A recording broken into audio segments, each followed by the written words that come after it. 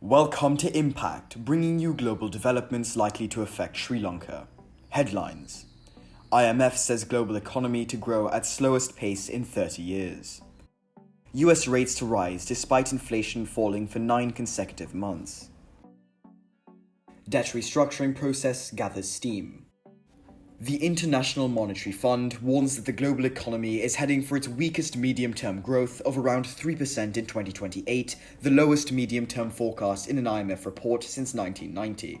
It cites geopolitical fragmentation, slower labor force growth, and weaker prospects for previously fast-growing economies, such as China, as reasons.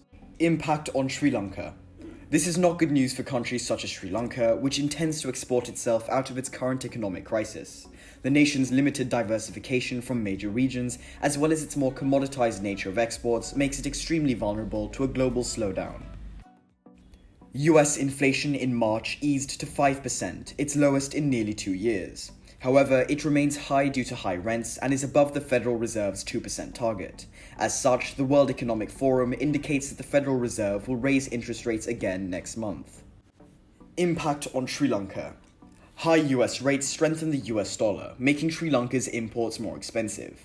Further, investors attracted by such high US rates are likely to keep their capital in the United States rather than diversifying their portfolios in search of premium returns.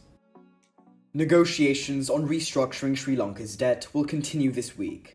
Such discussions kicked off last week with the participation of Japan, India, and France. They announced a common platform for talks among bilateral creditors to coordinate debt restructuring. However, a noticeable absentee from the engagement was China, who insists that multilateral debt, which for now is not subject to restructuring, should also be considered for relief. Sri Lanka is hoping to conclude such talks by September, the first review date of the IMF program.